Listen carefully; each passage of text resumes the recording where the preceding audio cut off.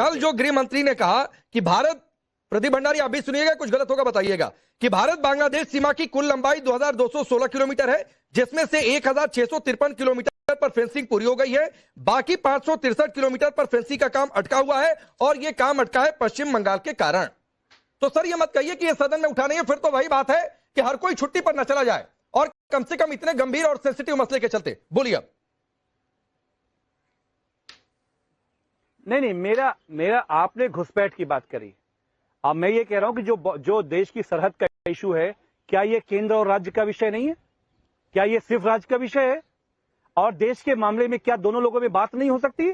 जब आपने पश्चिम बंगाल की सरकार के खिलाफ एक गवर्नर बैठा के सुबह शाम आपने उस सरकार को जो है किडनैप कर रखा हुआ है, तो आपके कंट्रोल में नहीं अमित पश्चिम बंगाल की सरकार नहीं है। मतलब आपको यहां से ममता बनर्जी से अपील करने की बजाय आप गवर्नर पर हमला बोल रहे हैं। हर राज्य में गवर्नर होता है, आपको कम से कम इस शो का इस्तेमाल करते हुए सर इस प्लेटफॉर्म से पश्चिम बंगाल सरकार से अपील कर देनी चाहिए थी कि राष्ट्रीय सुरक्षा का मसला है, घुसपैठियों को भगाने का मसला है, दे दीजिए इतनी जमीन। बताओ। अच्छा,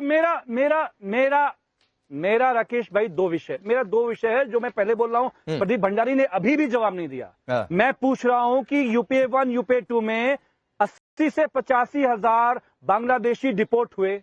2014 से 2025 के समय प्रदीप भंडारी ने कहा 20,000 हुए। 85,000 20,000 में फर्क होता है। दही जमी थी मुंह में। गृह मंत्री अमित शाह जी किस लिए आए थे? भारत की सरहद को सुरक्षित करने के लिए आए थे। सुनिए, अरे कश्मीर से आतंकवादी घुसते हैं, वापस चले जाते हैं, आपको पता नहीं चलता है। अमीक जमाई फिर झूठ बोलना चालू हो गए। आपको नहीं पता। अमीक जमाई मैं आपको नहीं पता। अरे अगर घुसपैठ के खिलाफ हो, घुसपैठ अहमद के खिलाफ हो, तो जरा एक स्टेटमेंट दिखा दो, एक घुसपैठियों के खिलाफ अपना बयान दिखा दो अपने नेता का। अरे एक आपके नेता तो चले जाते हैं कोर्ट में आतंकवादियों को प्रोटेक्ट करने के लिए। मैं 3 बयान सुनाता हूँ। आपके नेता है आजम खान, ये कहते हैं मुसलमान एकजुट हो जाओ वरना रोहिंग्याओं के पक्ष में एकजुट हो जाओ, ये कहता है आजम खान। उसके बाद जाके दूसरा आपका नेता कहता है फजरुल हसन चंद, ये कहता है कि भाजपा रोहिंग्याओं की बात करती है और इस पे हिंदू मुसलमान करती है, हम रोहिंग्याओं के साथ में। अरे जाके कम से कम एक स्टैंड तो लो। कल जाके वॉकआउट कर लिया पार्लियामेंट में जब घुसपैठियों की बात हुई। बोलो घुसपैठियों के खिलाफ हो, बोलो मुंह पे घुसपैठियों के खिलाफ हो। कल जब घुसपैठियों का डेटा दिया जा रहा था तो काहे वॉकआउट कर दिए? और आप तो विपक्ष में हो, मैं तो मानता हूं जब से ये लोग विपक्ष के अंदर आए, जहां जहां इनकी सरकार है वहां जाके इन लोगों ने ज्यादा से ज्यादा घुसपैठ को बढ़ाया है। महाराष्ट्र से घुसपैठियों को हटाया जा रहा है, असम से घुसपैठियों को हटाया जा रहा है, उत्तर प्रदेश से हटाया जाएगा, बंगाल से घुसपैठियों को संरक्षण देते। मैं आगे बढ़ता हूं प्रदीप भंडारी, मैं आगे बढ़ता हूं। सवाल का एक राउंड और है अमीक जमई, और वो राउंड ये है कि ठीक है आपको लगता है कि इस प्रोसेस में कुछ खामियां हैं तो आप उन पर रोशनी डालिए, टॉर्च से रोशनी डालिए, लेकिन उसी टॉर्च से खोजे जा रहे हैं घुसपैठिए, तो इस पर भी सियासत हो रही है। कहा यह जा रहा है कि साहब बार बार एनआरसी का नाम कि लोगों की भावनाएं भड़ के खास वर्ग जो है उसको उकसाने की बातचीत हो रही है। फिर यह भी कहा जा रहा है कि नहीं साहब ये तो अभी दलित को टारगेट हो रहा है, ये तो मुसलमान टारगेट हो रहा है। अच्छा, अखिलेश यादव ये भी कहते सुनेंगे कि नहीं अभी तो दलित मुसलमान मतलब अभी तो ये टारगेट कर रहे हैं, आगे ये पीडीए वालों को टारगेट करेंगे। तो ये सब लग रहा है कि आपके कहने के पीछे मंशा क्या है? देखिए, आप 30 सेकंड मुझे दीजिए। जब हम एसआईआर कर रहे हैं, एसआईआर कोई नई चीज तो है नहीं, पहले भी इंटेंसिव रिविजन होते रहे हैं, हमेशा होते रहे हैं। लेकिन जब आप एक एक प्रदेश में 1.5 करोड़ 2 करोड़ 2.5 करोड़, मुख्यमंत्री जी के आदरणीय योगी आदित्यनाथ जी के जिले में 5 लाख लोगों के वोट कट गए। 5 लाख सब रोहिंग्या है, घुसपैठियां हैं, अरे गरीब लोग हैं, किसान लोग हैं, मजदूर हैं, माइग्रेंट है, मुंबई में काम कर रहे हैं, दिल्ली में काम कर रहे हैं, कलकत्ता में काम कर रहे हैं, उनको समय मिलना चाहिए, आपने समय नहीं दिया। दूसरा, जो बीएलओ का हमारे पास वर्कफोर्स है, वो वर्कफोर्स में जो समय है जिसमें 10 से ज्यादा बीएलओ हमारे मारे गए। माननीय अखिलेश यादव जी ने 2-2 लाख रुपए उनकी घर जाके मदद करी। ये काम इलेक्शन कमीशन ऑफ इंडिया का था, और इलेक्शन कमीशन का मैंडेट क्या होना चाहिए कि हर नागरिक वोटिंग राइट से उसका अधिकार नहीं छीनना चाहिए।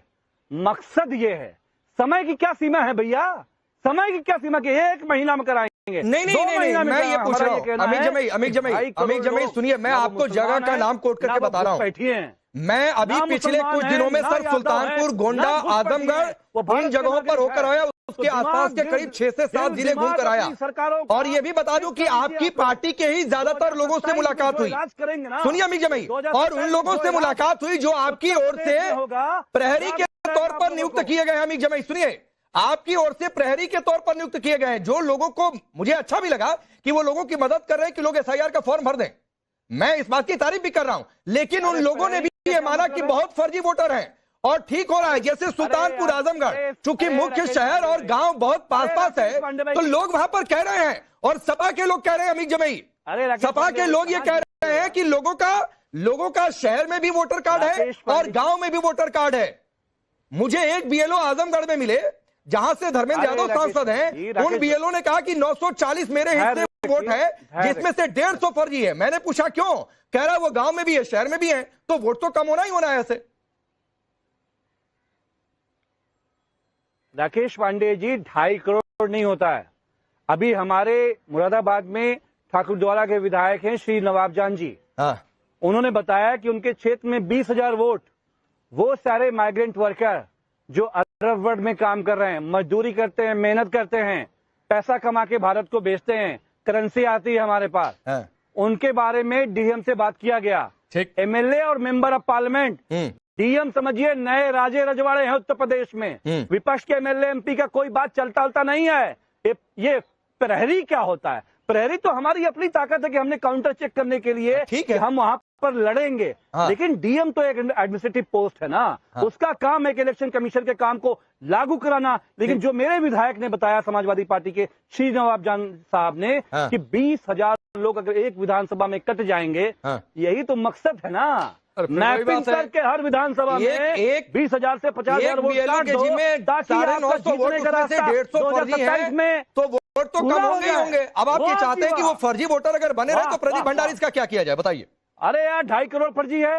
नहीं 2.5 करोड़ ठीक है, मैं अमीर जमी मैं कह रहा हूँ एक भी वैलिड वोटर नहीं रखना चाहिए। लोकतंत्र की सबसे बड़ी ताकत यही है। राकेश, सुनिए प्रदीप भंडारी को फिर आ रहा हूँ। राकेश जी, अरे राकेश जी, अमीक भाई, राकेश जी, मैं आपके शो पे खुली चेतावनी दे रहा हूं, ये समाजवादी पार्टी और कांग्रेसियों को सुन लो, हिम्मत मत करना किसी घुसपैठिए को बचाने की।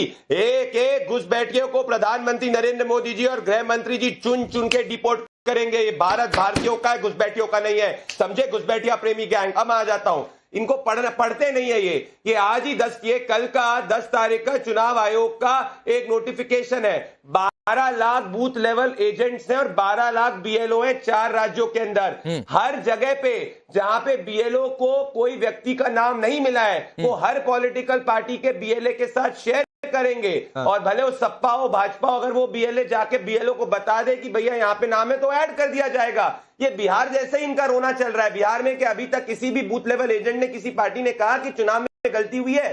कोई भी गया कोर्ट के अंदर कहने में रीपोलिंग हुई है? किसी ने नहीं कहा। ये इनकी असलियत है। तो इनको क्या अपने खुद के समाजवादी पार्टी के कार्यकर्ताओं? लेकिन एक सवाल प्रदीप जी आपसे, प्रदीप भंडारी, एक सवाल आपसे सर, एक सवाल आपसे, इससे पहले कि मैं अमीर जमई के पास जाऊं, अभी ये भी खबर है कि यूपी में शायद समय सीमा और बढ़ने वाली है, बढ़ रही है, लेकिन जो वो बात कह रहे हैं कि 2.5 करोड़, 2 करोड़ 80 लाख या 2 करोड़ 90 लाख या 2.5 करोड़, कुछ इसी के आसपास का आंकड़ा है, मैं बहुत क्लियर नहीं हूं नंबर को लेकर, ये फॉर्म वापस नहीं आए।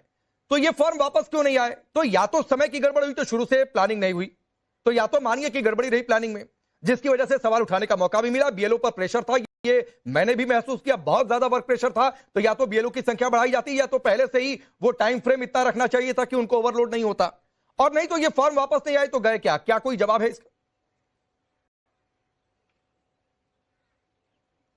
देखिए, इसका डिटेल जवाब इलेक्शन कमीशन देगी। हम इलेक्शन कमीशन का काम नहीं करते, पर मैं एक बात बड़ी कहूंगा।